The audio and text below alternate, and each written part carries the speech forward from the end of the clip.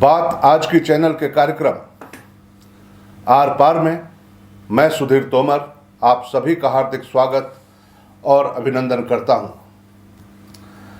आज पड़ताल करते हैं पुष्कर में विजय की।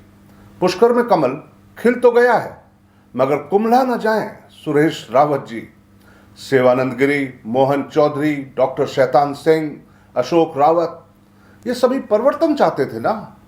ये कह रहे थे परिवर्तन चाहता है पुष्कर। क्या हुआ? डॉक्टर बाहिती किसने सलाह दी थी निर्दयी होने की? पुष्कर में तब भी कमल खिला करते थे, अब भी कमल ही खिल रहे हैं। पहले कभी पवित्र सरोवर में खिला करते थे, अब विधानसभा क्षेत्र में खिल रहे हैं। ताजा चुनावों में कीचड़ देखती रह गई और कमल खिल गया। विपरीत मौसमों के बावजूद कमल खिल गया।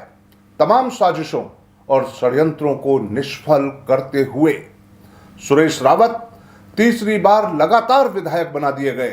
तीसरी बार लगातार नसीम अख्तर चुनाव हार गई। तीर्थराज पुष्कर ने सिद्ध कर दिया है कि यह पवित्र जमीन कमल के लिए ही अनुकूल है। यहां के मतदाताओं ने यह सिद्ध कर दिया कि टिकट तो किसी भी पार्टी से कोई भी ला सकता है, मगर जीतना उसकी ही किस्मत में होता है जिसका वोट बैंक फिक्स होता है। सुरेश रावत के वोट बैंक में इस बार भी की गई सेंधमारी सफल न होने पाई। विरोधियों ने चाले चलने में कोई कसर नहीं रखी। मोहन चौधरी, स्वामी सेवानंद गिरी, डॉक्टर शैतान सिंह, अशोक रावत और ऐसे ही कई नाम परिवर्तन की लालसा में पोस्टरों पर टंगे रह गए। टिकट दिलाने के लिए 4.5 करोड़ लेने के आरोपों वाली जयपुर और पुष्कर की पत्रकार वार्ता पब्लिक में विश्वास पैदा नहीं कर पाई। ना तो हाईकमान ने उनका टिकट काटा और ना जनता ने दिल से निकाला। रावत मतों पर भाजपा का विश्वास अटल रहा।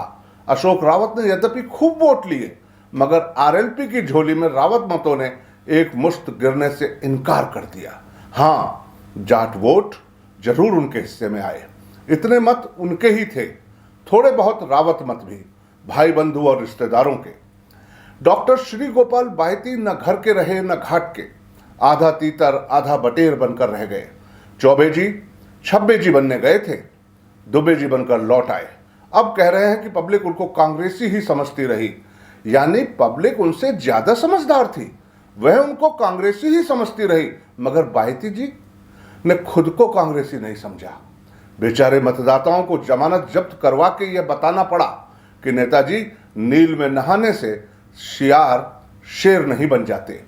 डॉक्टर बाहिती को लेकर जीत के दावे करने वाले, उनको चुनाव में खड़े रहने की सलाह देने वाले, उनको चुनाव में खड़ा रखने के लिए हर संभव मदद करने वाले दिग्गजी कांग्रेसी नेता नहीं जानते थे कि वह भाजपा का नहीं कांग्रेस का ज्यादा नुकसान कर रहे हैं। पुष्कर के स्थानीय मतों से ही उनको इतने भी मत मिल गए, वरना रावत बाहुल्य क्षेत्र में उनको एक मत नहीं मिला। उनको क्या, नसीम अख्तर को भी नहीं मिला। योगी की सभा ने सुरेश रावत के लिए सनातनी मतों को एक मुश्त कर दिया। जो मत बाहिती काटने का दावा कर रहे थे वह सुरेश रावत के लिए उलट गए। जाट मतों पर भी बाहिती कब्जा करने में नाकामयाब रहे। उन पर नसीम अख्तर और अशोक रावत ने जमकर बंदरबांट की। रूपनगढ़ का इलाका पूरी तरह सुरेश रावत के लिए दूरियों से टाटा बाय बाय करने वाला सिद्ध हुआ। इस बार भाजपा में भीतरघात कमाल की होने वाली थी, होती भी, और हो सकता है सुरेश रावत का जीतना भी मुश्किल हो जाता। मगर सुरेश रावत ने जिस तरह कई तरह के प्रबंधन किए, प्रलोभन नहीं कहूंगा, मगर आर्थिक प्रबंधन बिना चुनाव जीतना आसान नहीं था। सो हुआ। चुनावी च्यवनप्राश फिर एक बार सुरेश रावत को मिल गया है, मगर सुरेश रावत को यह सोच लेना चाहिए कि काट की हांडी तीसरी बार ब्रह्मा जी की कृपा से चढ़ गई है, मगर यह आखिरी बार ना हो जाए। अभी तो आपका बहुत राजनीतिक जीवन बाकी है। जनता के सब्र की परीक्षा ना लें। इस बार पुष्कर की उम्मीदों पर खरा उतरें। श्रीमान जी, जनता का दर्द मैं अपनी जुबान से आपको बता रहा हूं।